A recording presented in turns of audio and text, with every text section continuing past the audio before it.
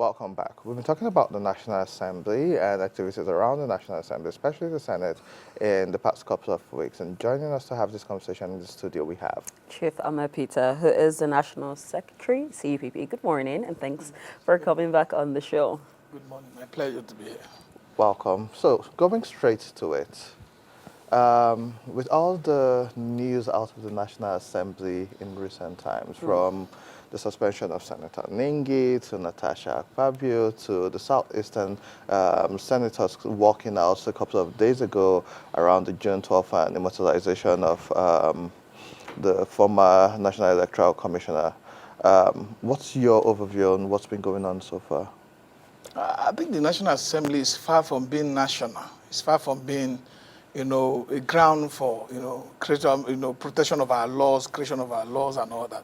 Because the primary function of the National Assembly is to make laws for the good governance and development of this territory called Nigeria. And if we find out that what they have engaged with is that they have, deepened the culture of it is my party. We have to defend our party. So it is not about the national issues. It's not about the interest of the general public. It's not about the suffering of the masses on the road. So that's why you find out that this overbearing attitude, to show that they are beyond the power of presiding officer. I like the emphasis that Abari made when he was talking to the Senate president and say, you are a presiding officer. Because this is a committee of equals. Everybody in that place, when it comes to the Senate, everybody is equally a senator. And you find out that when you have 109 senators, 109 people cannot be coordinating affairs, the same time. And that's why they sat down and discovered, okay, let's take one of us to be presiding over these affairs. It's a committee of equals. It's not a committee where the Senate president, now trying to, use that gavel to undermine the democratic decision and the robust engagement that should have taken place on the floor of the National Assembly. If you look at it deeply, when the Natasha issue came, if they have taken the normal route by listening to her, investigating the process, and then looking at whether her accusation was justified, and then that would have been fair. But you saw the way they wanted to suppress her with everything they had, and they suspended her, and then return back to say that they are going to invite her, to investigate the accusation. How do you invite a suspended senator? Though they don't have the power, based on the previous judgment of the court, that the National Assembly have no power to suspend a member of the National Assembly beyond 14 days. And Nigeria should be worried. Because if our courts make decision, and you find out those who hold, you discover that those who hold stand on the aims of affair goes further to undermine this precedent that has been established by the court, it further undermines our democracy and breaks the authority for the court to make pronouncement and let it stand. So is it that the court is just meant for the ordinary man? Is it that those who are more powerful will dictate how or what the decision of the court they should obey? So you look at that Senator Ningi, you look at the one of Natasha, you look at the current issue of Erin Wosu. I think a lot of them who are there might not take into cognizance the risk and the decision for Erin Wosu to be able to put the result out in a military regime. A lot of people ran out. They ran out of the country. Even the president ran away. So why didn't Erin Wosu take 2 days before that and declare that he was on exile just to be able to save his life? But he took that decision, and I think if it has turned to a regional debate, and because Erin Wosu was from the southeast, and that undermines Israel, for them to recognize the sacrifice he made for the June 12th, it is disheartening and disappointing to come from the National Assembly. There was a conversation Andy and I were having earlier, and I would like to hear your thoughts on it. Do you believe the National Assembly is actually doing their role as the legislative arm of government to the people, or are they reporting, particularly this assembly, to the executive? No, it's not. This assembly is reporting directly to the president. They are only interested in how to keep the president in power. They are not even interested in checking the president. Even the Senate president a few days ago and said 2027 is already sure. Yeah. He has taken the place of 85 million registered voters and said that 2027 was already sure for the president. This is in a democratic society, you are allowed to campaign for your party. But as soon as you have this position, because when you become a president, like when the APC, held their caucus meeting at the banquet hall of the of the presidency, affect every registered political party in Nigeria because they are equal, should be treated equally and given the opportunity to also host their caucus meeting at the banquet hall of the presidency, because there need to be equity, there need to be fairness, there need to be justice when you are given the authority to run this country. You no longer belong to the APC. You are the president of the Federal Republic of Nigeria, and you have to do good to all men without element of favoritism. So when you find out that these people are doing this here, and you look at National Assembly that have almost become, in fact, not because the word I want to use would be harder, but let me restrict myself to what everybody has been using, which is this rubber stamp arm of the president, because there's no decision of the president that has been taken. Look at when the governor enjoy immunity in Section 308 from criminal and civil proceeding, and then is elected by the people, goes through the same election as the president, and then the president suspend the governor, and then you take the matter to the National Assembly, and they were required to get two-thirds. Two-thirds is about voting. You can't get a voice vote, and because they wanted to, to work and, favor the decision of the president, no matter how they are cry on the street, no matter how Nigerians feel, no matter how the River State electorate feel, they went ahead to use the voice vote. Nothing happened. So when you find out that people are testing the waters to see reaction of Nigerians, and there's no reaction, you end up emboldening them to continue to undermine democratic principles. This is the challenge we have in this country. The National Assembly have not done anything since this current National Assembly for them to be justified as people representing the true wishes of our people, or representing the districts and constituencies which they were elected to protect their welfare. Because if you are not making laws for good governance, you are not asking for budgetary provisions.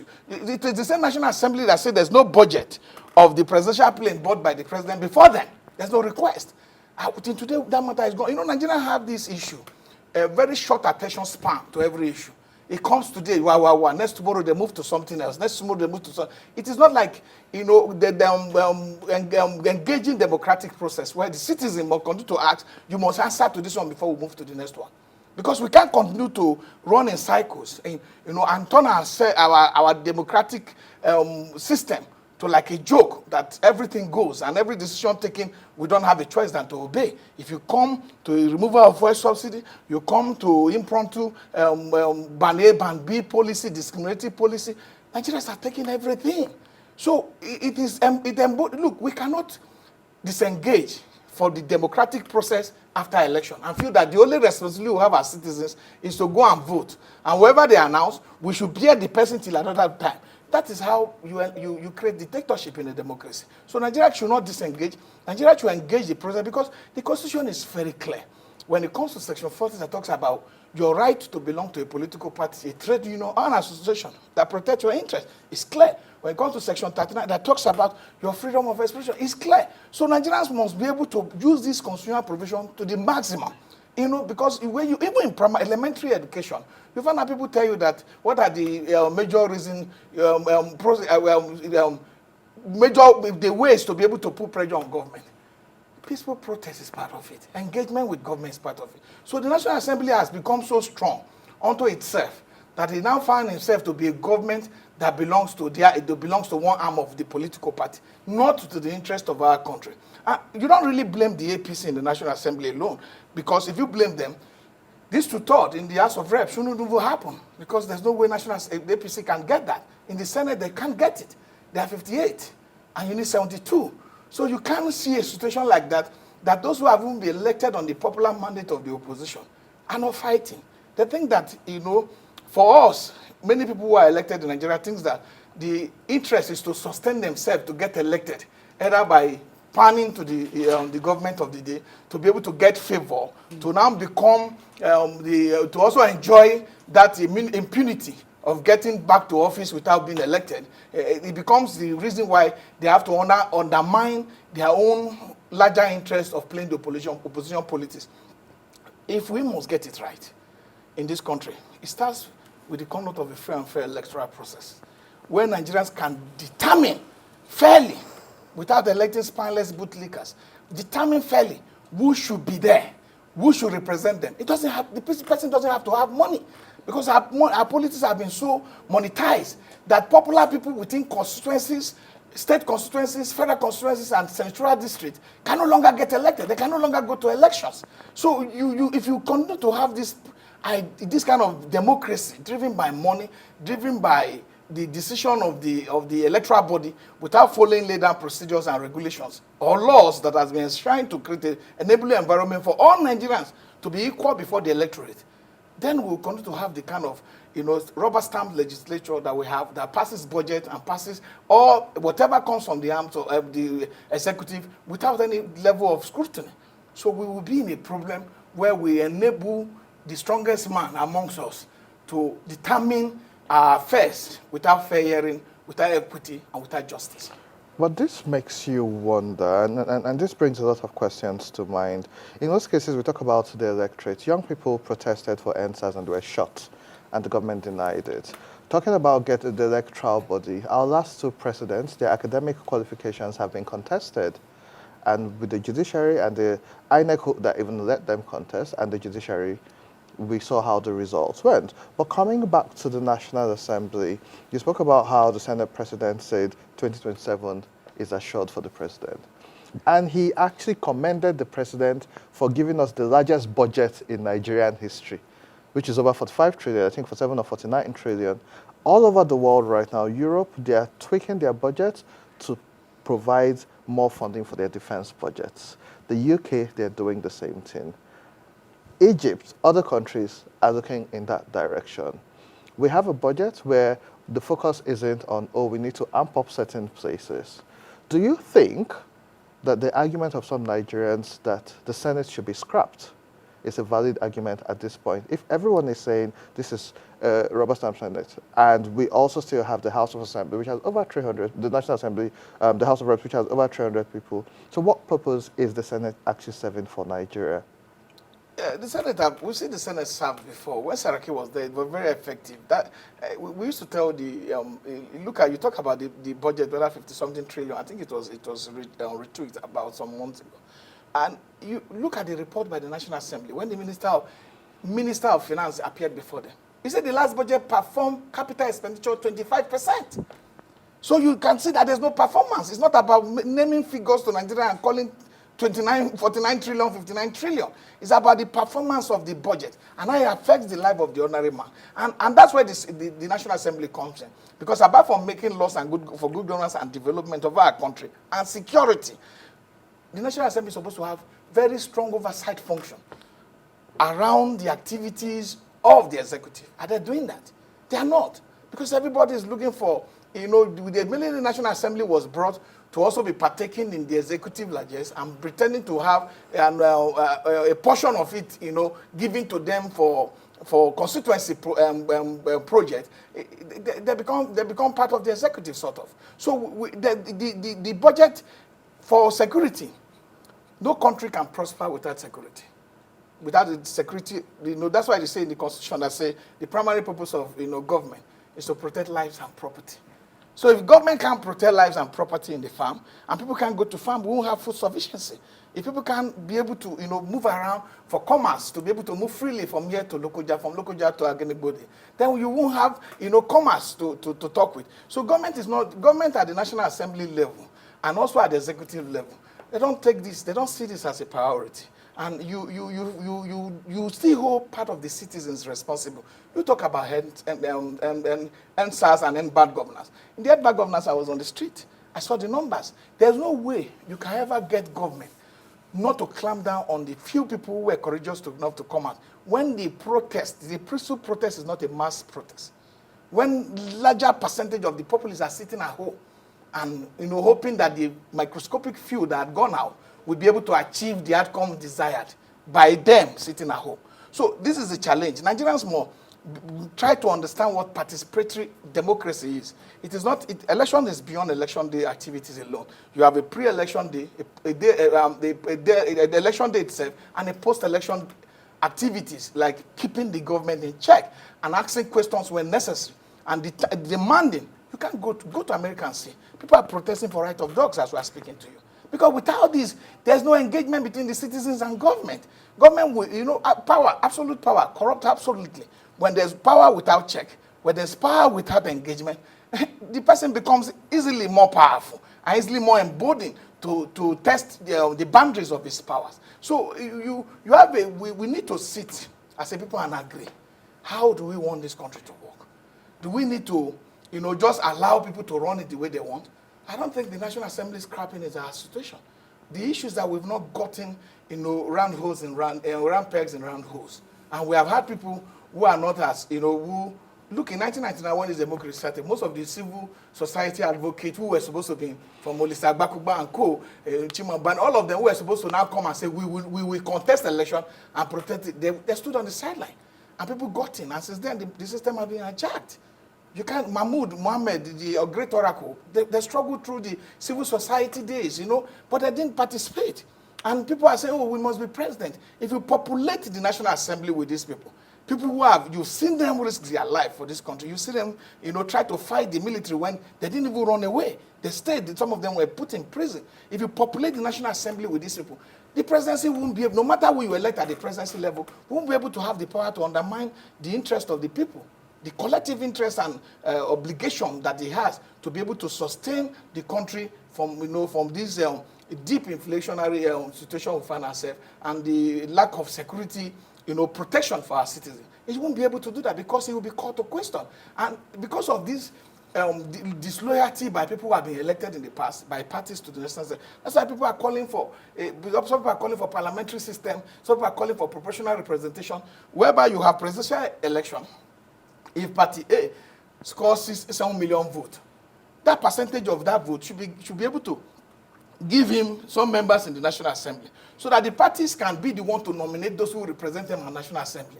So that when you start to now play balls against the will of the party and the opposition, the party can withdraw you back.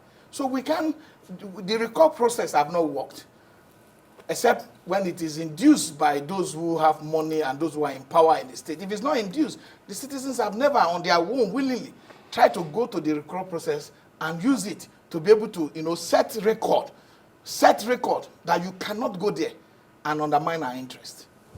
You said Nigerians need to actually sit up and do something. You also mentioned protesting. And we've seen situations time and time again where when Nigerians come out to speak, they're being intimidated. For like the answers you mentioned, being like shot the at. core member who said, like the core member that was now called Lagos by... doesn't smell nice. Exactly. And she was called for a meeting for that. And even people that were arrested just because they spoke out and all of that. With this intimidation and all of that, how can Nigerians actually, push forward in order to get this change that we desire? What can we do even when we're being intimidated, we're being killed, or being harassed, we're being arrested, we're being called forward? What can we do? In a state capture scenario, you can call it anyway. Some people can call it dictatorship, semi-quasi one. In a state capture scenario, the people are the only gateway in stopping that from continuously happening to us, individually and collectively. Look at the rare case of the youth couple who protested online. Yeah. There were massive protests in our favor. And eventually that letter was recalled. Even the people who were supposed to meet with her, they show up because the people who has power, but the people don't know they have power. And because they have weaponized hunger against the people, seriously, you don't go to communities. I'm from a rural community where there's forest, it's really rural. Most of the people don't even know their right because they can't go to their farm to fend for them, to serve the way they used to. And their children in the cities don't get jobs to be able to send them money.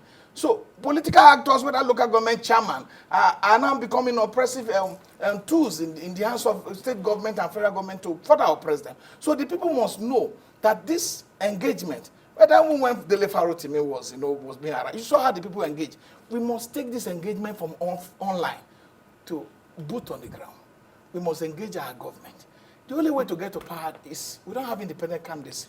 That's why you look at section 229 to 210. It is about political party.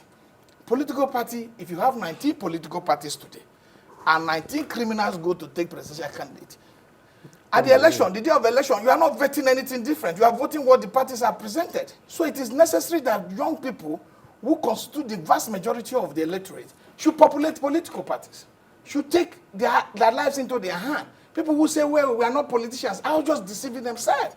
Because politics determines after God, almost all the activities on this surface. They determine power, they determine how it's shared and who to own it and who to weigh it. But with how monetized we have made politics and joining politics, how can young people get... It's a lot of money. You've seen the counter It's a lot protests of as well. money. Yes, and we've seen that where people are paid to come and protest That's and they what don't know counter why interest. they are there.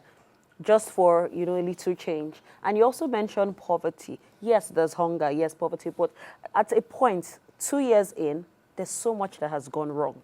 Common sense should come into play as well. You've actually summarized what I intend to say. So let's talk about something. Rivers State. With how fast the National Assembly was to go in line with the executive, and even using unconstitutional practices like not using the two-thirds majority, which I think is disgraceful for a democratic system. Allegedly or not, the Constitution has its processes, and how that was done wasn't in the most transparent way. We saw a video of former President Obasanjo saying that some of them allegedly were even paid off to support that, but that's not my point. Now that there's a state of emergency, isn't it concerning that the National Assembly, in their recommendation, or hasn't done anything to bring the peace-building committee led by Abdulsalam Abubakar, or find a system where the warring parties within the state are being called to order, or there's some form of arbitration to ensure that this ends before 6 months? What has happened is that the National Assembly has voted supporting the emergency rule, and everyone has gone quiet. The sole administrator is now suspending political appointees and also making his own appointments. At what point do we go back to say, now there's a state of emergency? What is being done to ensure that there's a level of peace or resolution? Because this now looks like after 6 months they would extend it, but nothing is being done right now to fix the problem. It is obvious that the president does not have the power, or the National Assembly. What the National Assembly was supposed to deliberate on was what was captured on section 11, subsection 4 and 5. That when the National Assembly, when there's crisis with the State Assembly, they will take it over and run the affairs of that legislative for a while. And the president in section 305, the only power he has was to call for a state of emergency. That power does not, entails the suspension of the democratically elected officials in the state. And so the two sides does not have power, to even decide whether he was suspended or they were endorsing. So we must get this right. This is an unconstitutional assault on our democracy. It is not something that any Nigerian should take lightly. They have forced this upon the people of Rivers State. And as long as Rivers State belongs to Nigeria, they have forced it on us. Because in the federal system, there's a federal government and other cascading unit of the federation, that you have a federal system and a federating unit. In normal society, it is the federating unit that comes together and say they want to form a country, just like America. So you cannot now have a federal government when we're talking about the devolving power to state and reducing the overbearing authority that the constitution have put in the hands of the federal government. Now have the power to suspend somebody who is democratically elected. And look at what they have done. There are two people fighting. One has taken advantage of the state through the sole administrator appointment. They are inviting the head of service, his wife is crying at home. They are doing this. Who knows that he's been making statements under duress? The man, look, I know what duress is. Everybody knows what duress is, or what working under state authority is. You can't have a situation where a man who is there to do sole administrative, to administer the place in a one-man show, which is sole, can now be appointing his chief of staff, appointing head of staff, SSG, for 6 months. These 6 months that were to pass, asking for audit of 2 years for the local government. This is there's an intent and purpose behind this decision to be able to create a situation and then further, look at report and say the governor did so bad. The governor is an elected government. You can't remove him except through impeachment, section 188. You can't come up and then say you want to suspend a democratically elected government or remove him through an unconstitutional means. All the state governors are in danger. I don't know why they don't see it. Because power, if you leave power unchecked, power becomes more powerful. They are all in danger. So they should not just look at it, just like what Martin Luther said in the days of German. This he said, when they came for the socialists, I say it was not me. When they came for the unionists, it wasn't me. When they came for the Jew, it wasn't. But when they came for me, who's going to be there to protect me? So we need to understand democracy is about collective. It's about doing us something right. It's not everybody's going to die. If the gladiator said, "Oh, death smile at us all." That if it comes to your tongue, all you need to do is to smile back. So why have we so much afraid of death? By not leaving legacy that shows that we actually stood in the face of such illegality to protect the constitution of our country. We should be able to stand. We should be able to say, call a spade a spade. The sole administrator intent and purpose does not show that he's willing to carry the two sides along. It's not showing that he's working for the two sides for peace to reign. It's showing so much that, they will create a report at the end of the day when the 6 months elapsed. They say, no, they cannot continue because it was found. When he went to the State House of Assembly where the president said the governor brought down and did not do anything about it, it was under construction. That's why he promised that in the next 6 months the State Assembly will be ready. He's trying to complete what the governor of Fubara was doing. So this is a very critical junction in our democratic process. And I fought the opposition in a lot of ways because when people are testing waters, you don't allow them. You don't. Tinubu didn't allow the ruling government to test water and go away with it. It started with the impromptu and irrational removal of fresh subsidy. It continued with the unnecessary discriminatory band A, band B approach to billing of power. It continued like that, and there's no check. And then you come and ask something, and then you find out that Kwakwaso is not agreeing with it. He's making a separate statement because he feels he has to be, he has to show his own weight. Atiku is making a separate statement. Though when they called the press conference, it was the same day that the National Assembly was supposed to vote. So it wasn't strong enough. It is that night, it is that emergency at which President Tinubu took that decision, that all the opposition leaders, whether you love yourself or you don't love yourself, you will sit in one hall and then call your National Assembly members. If they disobey, then we will know they are not with the opposition coalition. We will call them and then tell them, this is what we will not accept. This is what should not be done. You tell them. Because they are claiming nobody called them for their party. The leaders of the National Assembly, the leaders, all were appointed, whether opposition, the ones that are supposed to be opposition, the ones that are supposed to be for the ruling government, were appointed by the APC.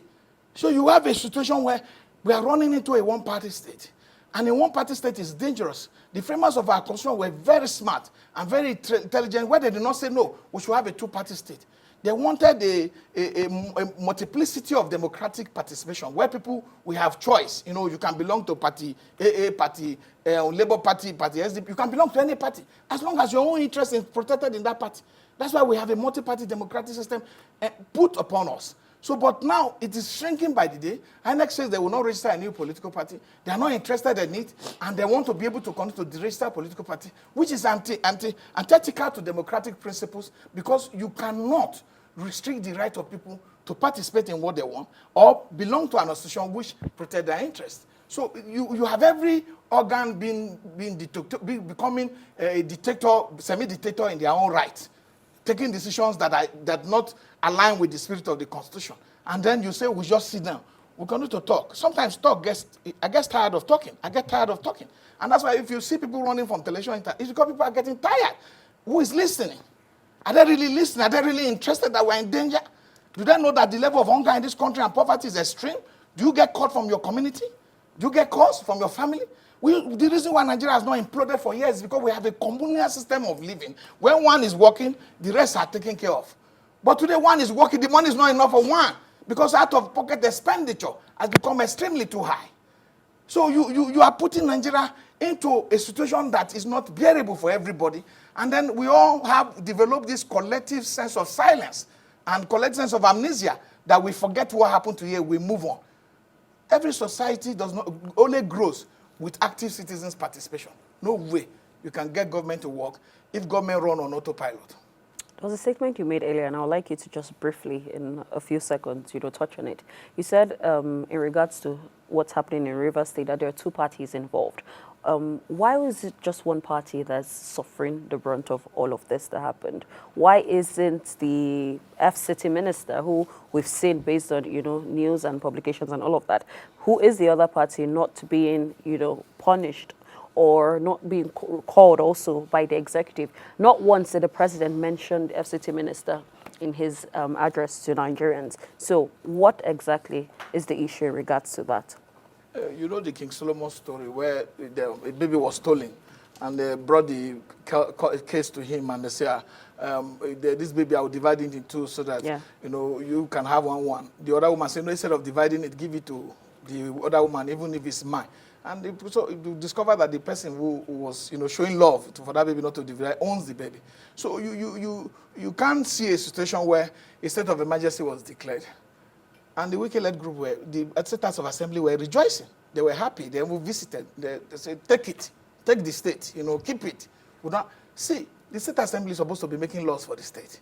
Today, they are not there. That is undermining the principle of lawmaking or budget appropriation or passing of a policy for the state. So the the sole administrator will be passing that. And then it was even worse than that it will be reporting to the presidency through FEC. There was no such provision in our constitution. And you are removing head of service. You are trying to look for a way to investigate local government. The essence is to bring peace. If you have to bring peace, you don't do all this. You call everybody together and say, look, I'm here to bring peace. You even want the traditional rulers not to dare participate in politics. They are citizens of this country. People have rights enshrined in our constitution. So my own fear is not just for the state. It's not that for the one-sidedness. I've said it when the Jaw leaders made a statement that the president was misled. I said, no, the president wasn't misled. The president is the one misleading everybody because I think he has stated his side of where he belongs in his statement. He laid all the blame before Fubara that he destroyed the Senators of Assembly and he refused to build it. The governor said, no, we're bringing that because there was already a budget to renovate it and they are renovating it. That became his crime. And you are not talking about when Nelson Wike was on TV. It's not allegedly, he said it. He said, no, job people can blow pipeline, people can do the same. These are statements that we watched on live. And the president is not condemning it. So you can't take side in a fight and then suggest that you are trying to bring peace. So for me, I like I said, the talking is enough. I think that's a good place to leave it, Chief Amir. We will be observing how this goes on and seeing what restoration of peace actually comes to the state. But it's also important to note that the National Assembly, especially the State Assembly, you have a right which is being taken away from you. One is expecting that they should have come together to find ways to resolve the issues because the state is suffering, the people are suffering, and it's extremely important that we can't be going back to where we came from, the era of military rule and dictatorships and where people are selected for us. What was the category, or what were the options they used to pick who the sole administrator is? No one is saying he's not capable, but what process went into it? What deliberation? What team sat together to decide this is the right person for the state? This and many more. These are the questions we are asking as Nigerians, but we'll continue to observe as time goes on. That's the much we can take on the political segment. Wrapping up this segment before we bring Aisha B to tell us about what's going on in the entertainment world. On behalf of the Weekend Show, we just want to wish a happy birthday to our assistant producer, Sam Oyenei, who marked his birthday a couple of days ago. Don't go away. We'll see you after.